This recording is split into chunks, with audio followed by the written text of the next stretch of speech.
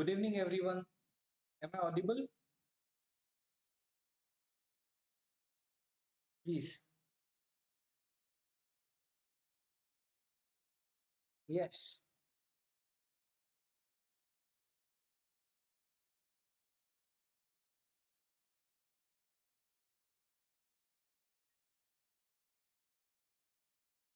Good evening, everyone. Welcome to Unacademy, India's largest learning platform. So, crack UPSC CSE with India's top educators. Now, get Plus subscription and access unlimited live and recorded courses from India's best educators.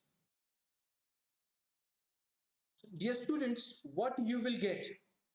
You after your subscription, you will get daily live classes, so you can chat with your educator during the discussion.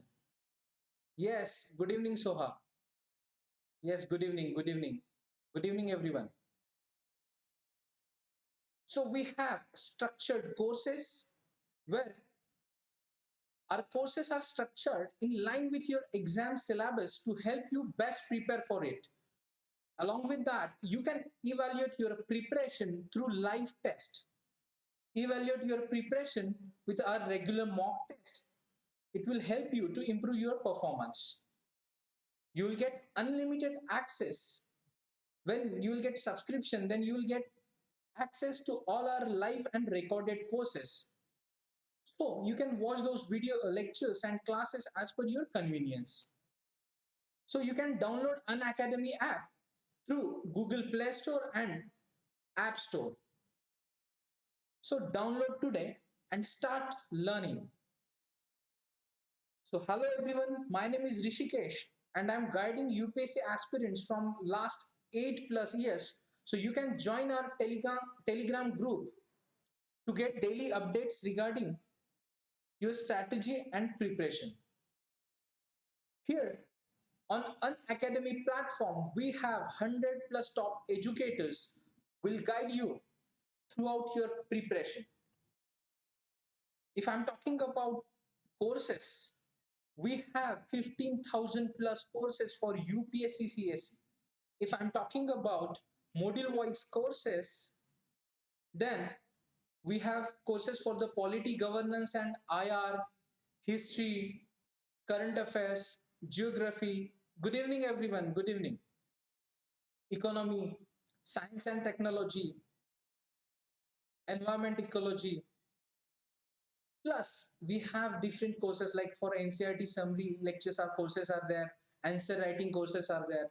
So you can start your preparation with our platform and you will get these benefits. Plus, if I'm talking about subscription, we have Plus subscription. Those students are interested to join our courses, so they can opt for the Plus subscription where you will get live classes, test series, unlimited practice, structured schedule, personal coach, correction, structured schedule, right? So you can opt for the 12-month subscription. So you have to pay for that is 49,500. So do not forget to apply a referral code, that is RBI Live. So you will get 10% off. So you will get the course in only 44,550 rupees. So you will get 10% off. Along with that, you can opt for iconic subscription as well. Now, question is that what you will get extra along with Plus subscription. So dear students, like same features, live classes, test series, unlimited practice and structured schedule. These are the benefits of Plus subscription. Along with that, you will get personal coach. Remember guys, personal coach available in iconic subscription. Daily mains and question answer sessions, study planner and personalized feedback. These are the features available on our iconic subscription. Do not forget to use referral code RBI Live to get 10% discount. So you can opt for 12-month subscription, 24-month subscription and 36-month subscription. Those candidates pursuing their graduation, they can opt for the iconic subscription, where we will help you throughout your preparation. All right, guys. So today we will start our session Introduction to Polity. Before that, you can check our optional subscription details on our app. Again, you have option to use a referral code to get 10% discount. Now, good evening everyone. So we'll start today's session. So there are basic things. We'll give you a fair idea about that. So civil services examination, as we are preparing for UPSC Civil Services Examination. So there are three stages of the examination, like preliminary examination, main examination, and personality test. All right. So here today we will discuss the strategy for the prelims. As we know, this year prelims, which is scheduled on 27th June. So guys, we have approx 150 days to go for the examination. So make or plan for accordingly your preparation. We will help you. You can join our Inspire course as well for that. Now, we will start with the today's session. First of all, I'll give you fair outline of the paper in the preliminary examination. So there are two papers. Paper 1 general studies. So there are 100 questions and 200 marks allocated for the paper, and 2 hours. You will get duration, that is time, 2 hours. And then second paper is paper 2, general studies paper 2, which is known as CSAT. So there are 80 questions in the CSAT paper. You will get 120 minutes, that is 2 hours for that. And general studies, so there is duration is the 2 hours, same duration for the both papers. So now we will start our strategy with the general studies paper. If you will go through the notification of UPSC Civil Services notification, so this is the syllabus for the examination. Paper 1 I am talking about, general studies. So current events of international importance, history of India and Indian national movement, Indian and world geography, physical, social, economic geography of India and the world, Indian polity and governance, constitution, political system, panchayati raj, public policy, rights issues, etc. Plus, we have to study economy, that is economic and social development, sustainable development, poverty, inclusion, demographics, social sector initiatives, etc. General issues on environmental ecology, biodiversity, and climate change. And last but not least, general science. So this is the fair outline of our general studies paper 1 for preliminary examination. Now, if I'm talking about core subjects, so dear students, there are core subject if I'm talking about to make strategy for prelims. So Indian polity, geography, history, economy, and general science. So these are the core subjects we have to study according to our prelims. So we can't distinguish the syllabus pre and mains differently. We have to study comprehensively for preliminary examination and main examination. So these are the core subjects for preliminary examination: Indian polity, history, geography, economy, and general science. Now, today we will start with Introduction to Indian Polity. As you are aware about Introduction to Indian Polity, we will start our session. Now, first of all, we will see weightage. Means, if I'm talking about weightage, year-wise breakup of questions asked in the preliminary examination. for the particular polity subject. So if we observed in 2016, so there are 7 questions. In 2017, there was 22 questions. 2018, 15 questions. 2019, repeated 15 questions again. Last year, 18 questions was there. So total, if I'm talking about the weightage for the polity, which is, we have to concentrate, and which is an important part in the general studies, is polity. So accordingly, we'll start our preparation. So as I told you, there are core subjects. So polity and governance, which is the most important part. And now we have already 100 and approx 150 days. So we'll start our preparation accordingly. So if I'm talking about your strategy, so there are approx 150 days. Approx 150 days for your prelims.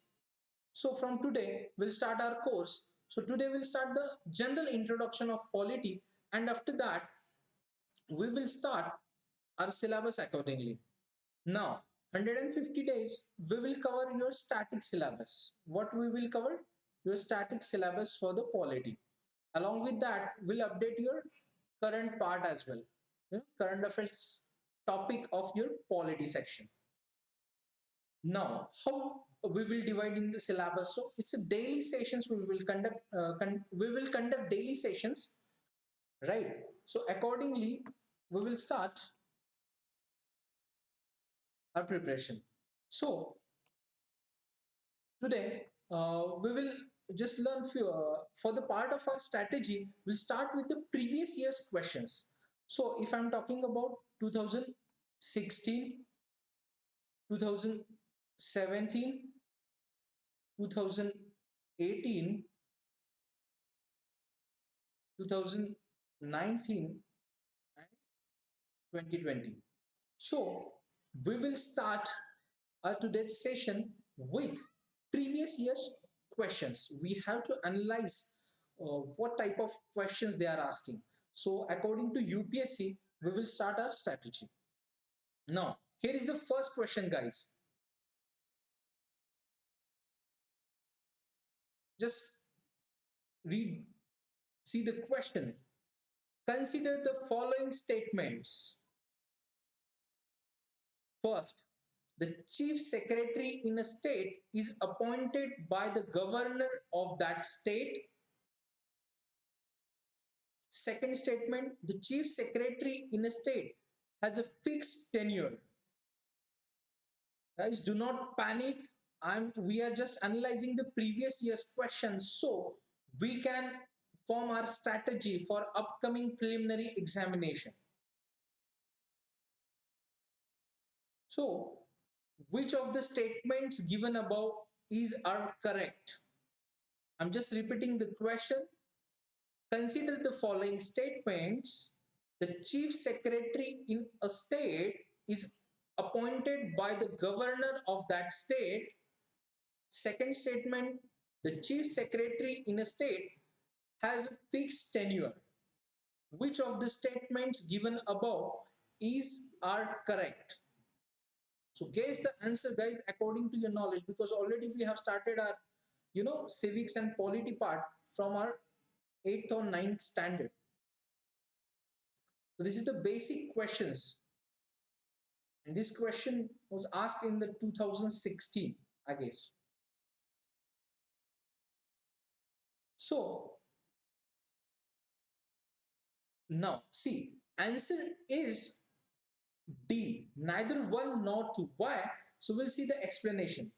So the first statement is the chief secretary in a state is appointed by the governor of that state. Wrong statement. And the chief secretary in a state has a fixed tenure. This is also wrong statement. So they have asked which of the statements given above are correct. So answer is neither 1 nor 2. So we'll see the explanation now. See, the decision to appoint the chief secretary is a power exercised by the CM. but only executed in the name of the governor. Means it means not appointed by the governor but by the CM, right? The first statement is wrong. Now, there is no fixed tenure. Now, if we'll see the second statement asked in the question, so related to that, there is no fixed tenure for the post of chief secretary. And but there is one recommendation. So, Administrative Reform Commission in 1969 had recommended that a chief secretary should have a minimum tenure of 3 to 4 years. So guys, this is the recommended by that particular commission, but there is no fixed tenure for the post of chief secretary. Now, so hence option D is the answer. And along with that, if I'm talking about the extra information we have to know, it's all transaction of business under the constitutional scheme takes place in the name of governor and president of India. Under the constitutional scheme, governor appoints the CM, advocate general, and members and chairman of the State Public Service Commission. Okay, so remember, guys, when we will cover the particular topic, we'll see all those details. So, who appoint the chief secretary? So, what is the criteria for that? Each and everything we'll see in the detail during our course. Now, next question.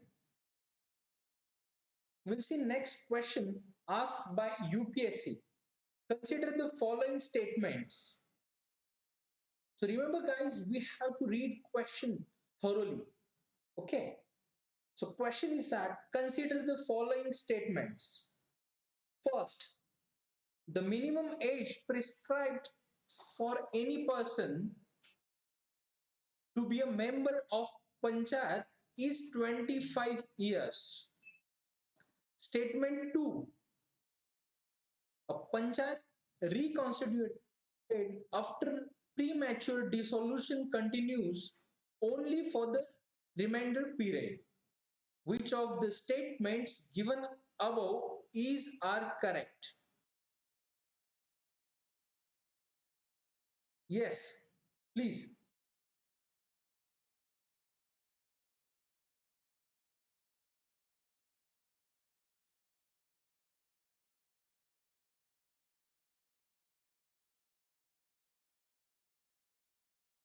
Yes, guys. So consider the following statements. The minimum, statement 1, the minimum age prescribed for any person to be a member of panchayat is 25 years. Second statement, a panchayat reconstituted after premature dissolution continues only for the remainder period. Which of the statements given above are correct? See, guys, minimum age prescribed for any person to be a member of panchayat is 21 years, not 25 years. So this statement is wrong. Now, a panchayat reconstituted after, yes, Akshay, right. So here answer is 2 only. So a panchayat reconstituted after premature dissolution continues only for the remainder period. This is the correct one. So we'll see the explanation, guys. Now, as I told you, the minimum age for contesting elections to panchayat is 21 years, not 25. So his first statement was wrong. Now, we'll see the details of second statement. In case of dissolution of panchayats before expiry of its term, it is mandatory to hold elections within 6 months of its dissolution. See, this is the criteria, one terms. So in case of dissolution of panchayats before expiry of its terms, that is 5 years normally, it is mandatory to hold elections within 6 months of its dissolution. And Like, every panchayat shall continue for full term of 5 years, as everyone knew. Now, however, a panchayat constituted after premature dissolution, that is before the expiry of the full period of 5 years, shall continue only for the remainder of the period. So that is second statement is correct, right? And there is one point to be noted. the, if the period is less than 6 months, then it is not mandatory to hold the elections. Remember, guys, the period is less than 6 months, then it is not mandatory to hold the elections. I'm talking about this full term. Do not, no need to confuse. Okay. So we'll see next question, guys. Be energetic. Yes, yes, yes. Right.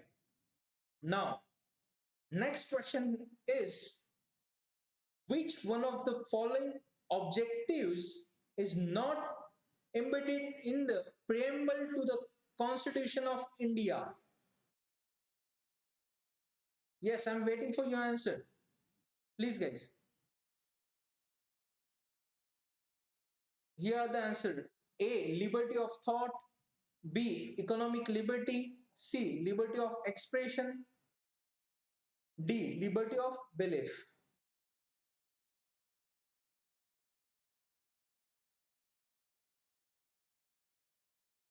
Yes, we will cover each and everything in our course. Don't worry, this is the outline. Now, if I'm talking about introduction and strategy session, means yes,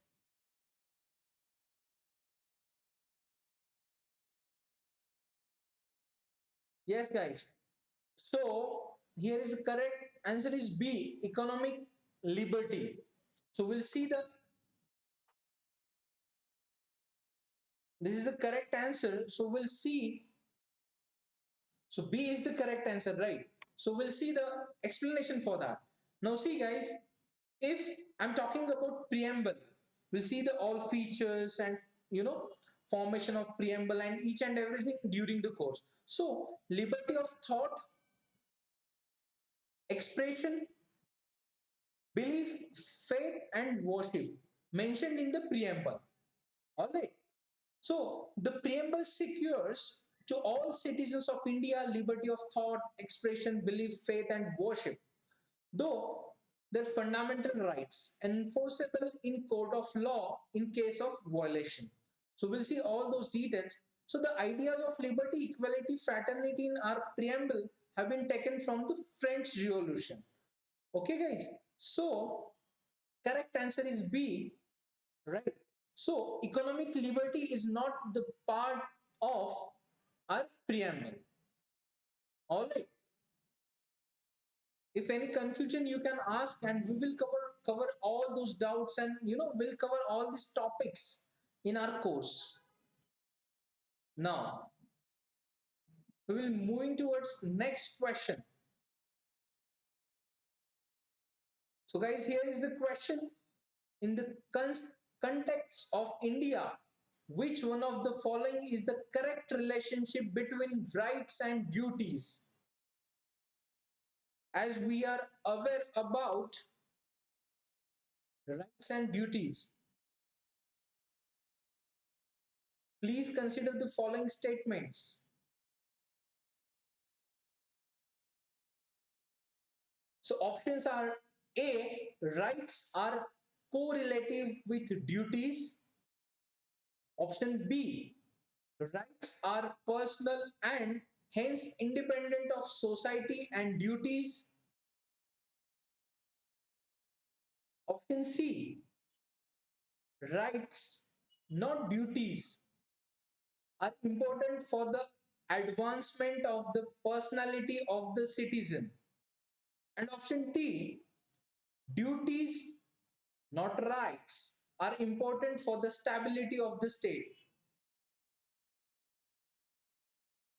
Read the question once again. In the context of India, which one of the following is the correct relationship between rights and duties? So guys, Answer is A. Rights are correlative with duties.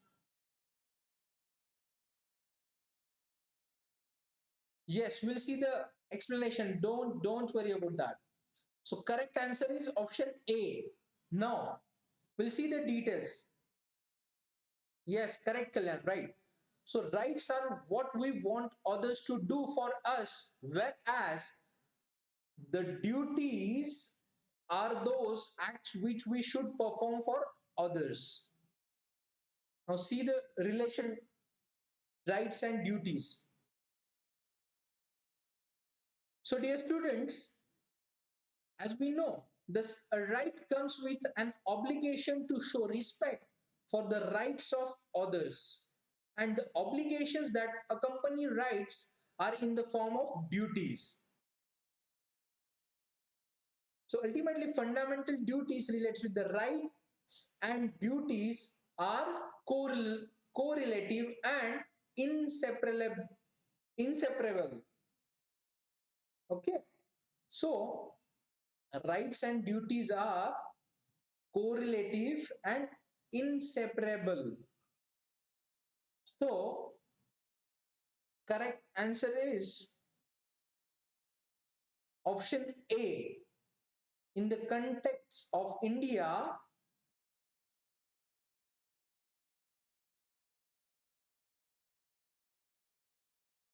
see which one of the following is the correct relationship between rights and duties. See in option B, okay. I'll explain. Don't worry. Rights are personal, hence independent of society and duty. See, rights are correlative with duties. So there is no any different, difference between personal rights are different and duties, particular rights and duties for the society. These are not as inseparable. Okay, so it's a correlate and duties. We will see all those details in the course. So do not bother about that. So it will take throughout the lecture. Okay, so just remember one thing, rights are correlative with duties according to fundamental duty. So we'll see all those details in fundamental duties part. See, now next, right to vote. Next question, right to vote and to be elected in India is a option A, fundamental right, B, natural right, C, constitutional right, D, legal right. Now I'm repeating the question. Question is right to vote and to be elected in India is a option A, fundamental right, option B, natural right, option C, constitutional right, option D, legal right. Yes, you are correct. So here is the answer. Answer D, right to vote and to be elected in India is a legal right. We'll see the details.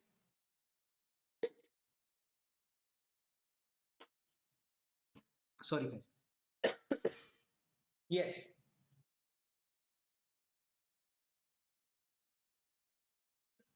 Sorry. So the right to vote, okay. Need not to worry. I'll explain in a short and in details we'll see in the lecture. Yes, guys. The right to vote comes from the Representation of the People Act 1951. Section 62, and hence is a legal right. See, the right to vote comes from the Representation of the People Act 1951 and hence is a legal right. Now, the basic of this is the universal adult franchise enshrined in the Constitution, but since the right comes from the RPA 1951. Okay, guys. This is the representation of the People's Act, RPA 1951. So it is in fact a legal right. Now, yes, according to your doubt, the Article 326 of the Constitution provides for the right to vote and to be elected in India. Okay. So, what is true of the right to vote is also true of right to contest election. All right. So, all citizens have the right to stand for election and become the representative of the people. So, so guys, right to vote and to be elected in India is a legal right. Okay. Yes. Now, next question. Yes, guys.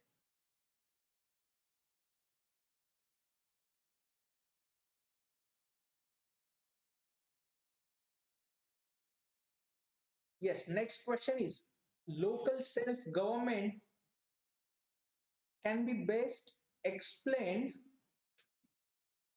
as an exercise in. Just repeating the question. Question. Local self-government can be best explained as an exercise in federalism, democratic decentralization, option C, administrative delegation, and option D, direct democracy. So remember, guys, so there are, direct question.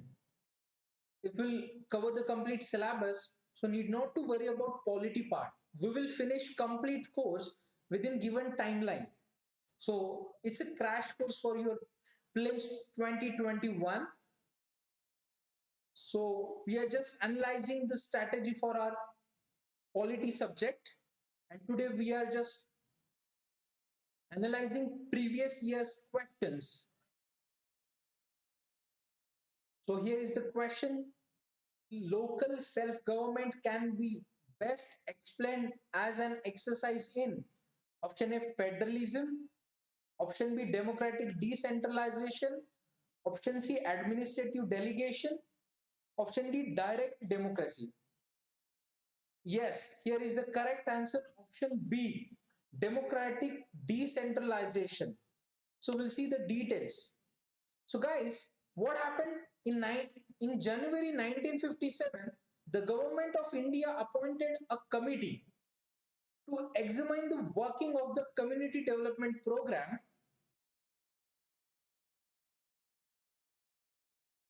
All right, and the National Extension Service, and to suggest measures for their better working. So the chairman of this committee was Balwant Rai Ji Mehta, so known as Mehta Committee, Balwant Rai Mehta Committee. What happened after that? The committee submitted its report in November 1957 and recommended the establishment of scheme of democratic decentralization. Remember the word democratic decentralization, which ultimately came to be known as panchayati raj. So we have, we will cover the complete topic of panchayati raj, where we will revise all those things and recommendation of committee, how it works in our country. So effective democratic decentralization is a part of panchayati raj system.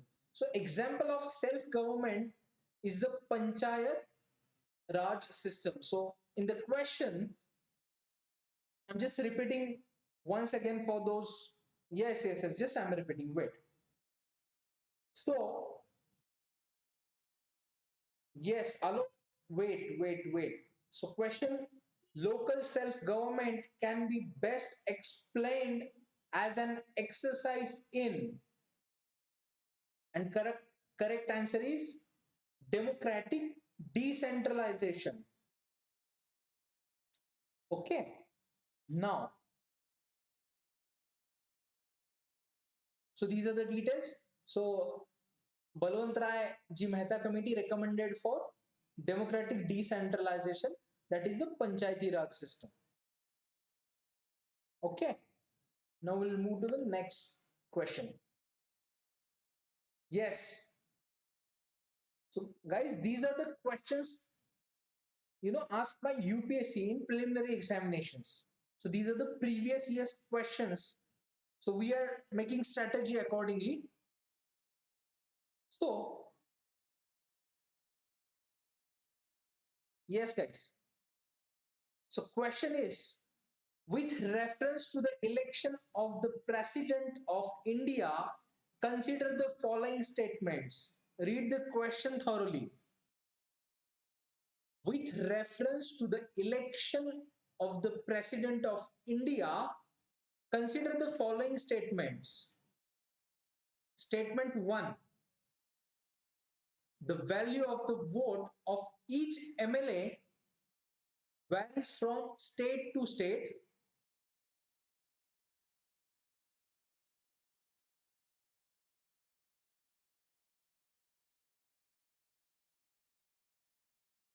All right. Yes, guys.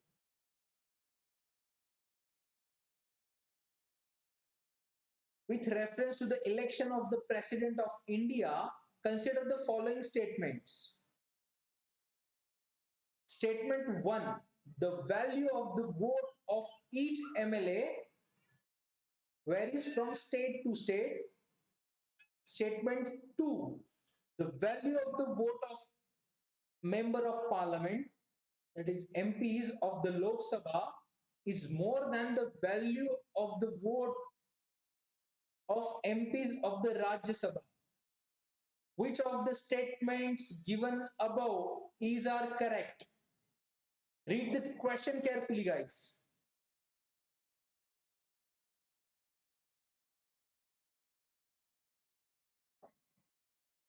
Yes, election of the President of India.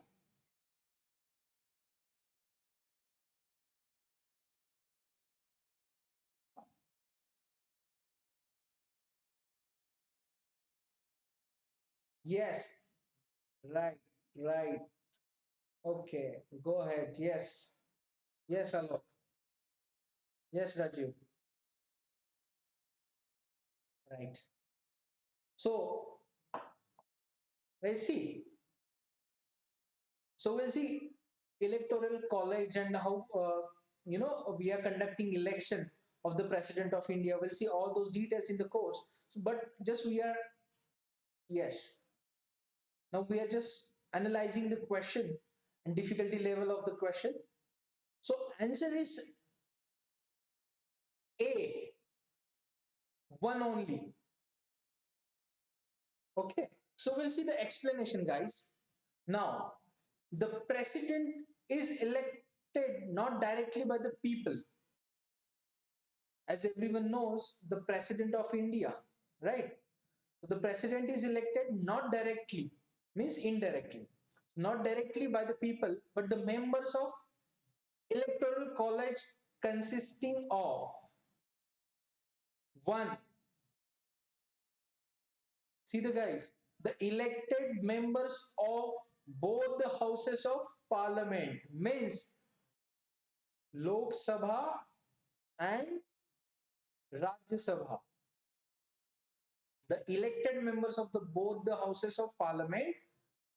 Second, the elected members of the legislative assemblies of the states, and the elected members of the legislative assemblies of the union territories of Delhi and Puducherry.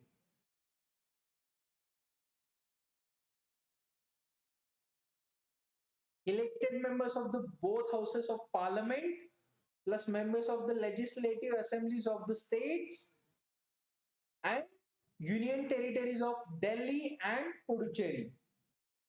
Now, so there is a formula system. So this is the theoretical part, but we will discuss formula, how to, value of the vote. We'll check that formula in the course itself. So here I'll give you outline for that. So value of the vote is determined in the following manner. Means, see, point one, every elected member of the legislative assembly of a state shall have as many votes as there are multiples of 1000 in the quotient obtained by dividing the population of the state by the total number of the elected members of the assembly. So, right, dividing factor is population of that particular state. So it varies according to state to state. So here is the statement. The value of the first statement is the value of the vote of each MLA varies from state to state. Means this is the correct statement. Now, if we'll see the explanation, which is point two, every elected member of either house of parliament shall have such number of votes as may be obtained by dividing the total number of votes assigned to members of the legislative assemblies of the states by the number of the elected members of both the houses of parliament. Just remember these things. We will see simplification of this rule. Okay. So what is that electoral college? That is formula, how calculated value of the vote, we will see in the course. Need not to panic. Okay. So guys, correct answer is one only.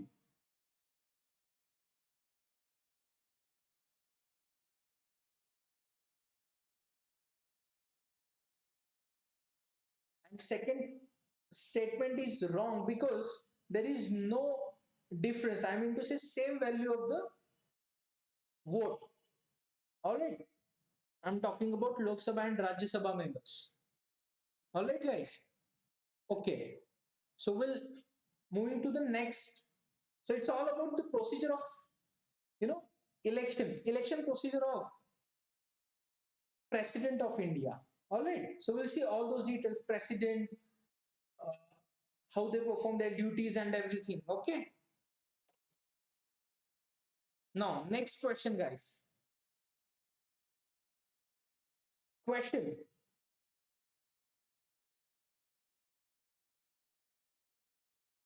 Read the question carefully, which is, this is the easiest one.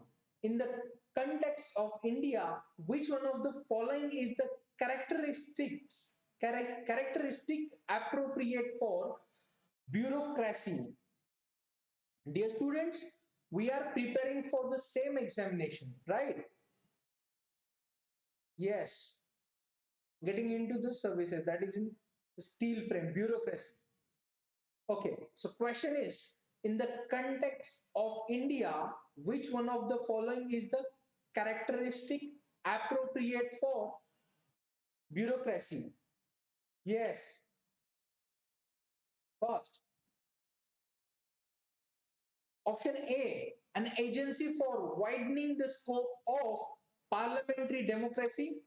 Option B, an agency for strengthening the structure of federalism.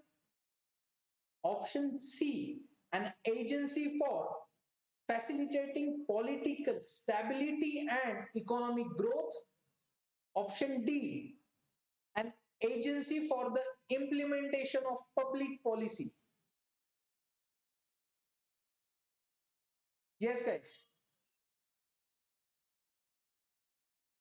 I'm just repeating the question once again. In the context of India, which one of the following is the characteristic appropriate for bureaucracy? Yes, yes, Harsha, yes. Yes, Sudhir. Yes.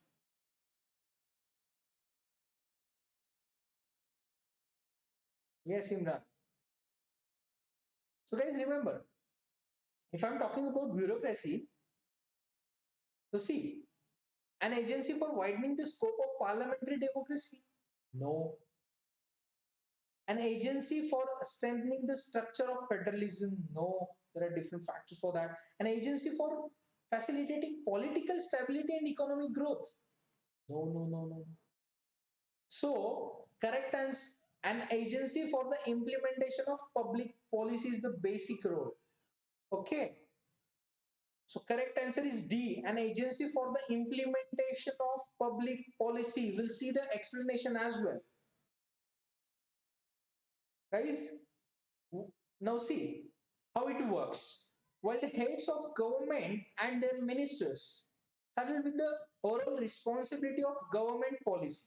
So, you know, they have to perform their role. They have overall responsibility of government policy and are together known as political executive, having a short-term term of office. Means they have executive powers. So political executive having a shorter term of office. Like in India, it's generally 5 years. Normally, I'm talking about. So after that, what happens? I mean to say the backbone of that executive. So who is the responsible for day-to-day administration? So bureaucracy, bureaucrats. So the bureaucracy responsible for the day-to-day administration are called permanent executive. So here is correct answer option D, an agency for the implementation of public policy. Okay, so these are the sample questions we have studied. Just I'm repeating question. Okay, okay. All right, all right. Yes, Amit, I'm just repeating the question once again. Okay, yes, listen carefully. In the context of India, which one of the following is the characteristic appropriate for bureaucracy? An agency for widening the scope of parliamentary democracy? Wrong. Option B, an agency for strengthening the structure of federalism? No, means wrong statement. Option C, an agency for facilitating political stability and economic growth? Wrong. Why? Already I have explained. Okay, and we'll see in the throughout the course as well. Need not to panic. This is the first lecture, and we will form the strategy individually. Yes, boost up your preparation. Yes, yes, yes, yes, Amit. We will cover each and everything in the syllabus. That is a crash course, which is important for your prelims. Yes, yes, yes. Right. So option D, an agency for the implementation of public policy, is the correct option. So basic role and yes. So implementation of public policy. So these are the sample questions we have, you know, and studied today. So these type of questions. So there are few direct questions, Yes, yes, yes. Questions from polity. Yeah, yes, yes. Basic as well as yes. Current. Yes, yes. Yes, Amit. So there are questions based on static part as well and current part as well. So we will cover all those part. Yes, both.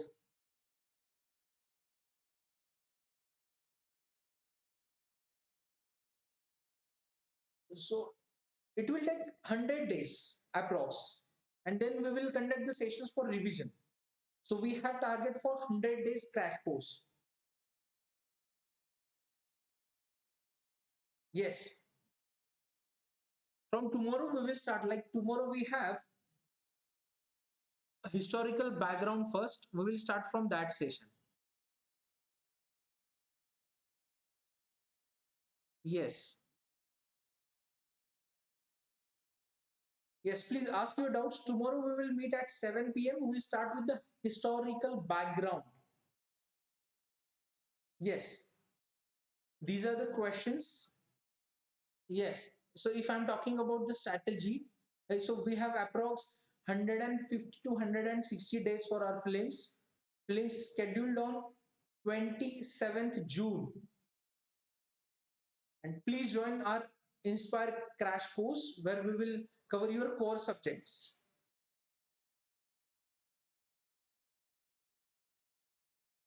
Yes. So need not to worry about that. You have to attend the course on this platform. So there is no any charges for that. Yes, we will cover current affairs as well, Amit. Yes, please. Yes, guys. Along with that, you can check all the courses for optional as well and general studies. Yes, yes, yes. We are providing optional courses on our platform as well. Yes, guys. For daily updates and all that, you can join our Telegram channel as well. Link is here.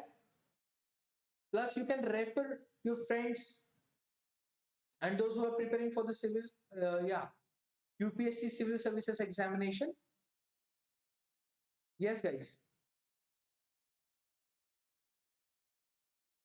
Even, yes, yes, yes. You can use RBI Live Code. Yes, for discount, right?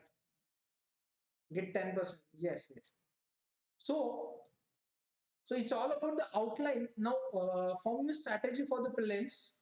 Uh, if I'm talking about particular polity subject, we will cover each and everything required for your prelims examination. So it's a crash course. Yes, yes, yes. This is yes, yeah. From today, yes, yes, guys. So we will continue. All right. Yes, same. Sharp 7 o'clock daily. We will start our polity session. Monday to Friday. Remember, 5 days a week, guys. Monday to Friday. Daily 7 p.m. in the evening. You can ask as much as all queries we will solve. It's an interactive session. It's not a one-way communication. It's an interactive session. Yes, guys. All right. So I'll take your leave for the day. We will. Yes. We'll meet tomorrow evening, 7 p.m. Yes. Thank you. All the best.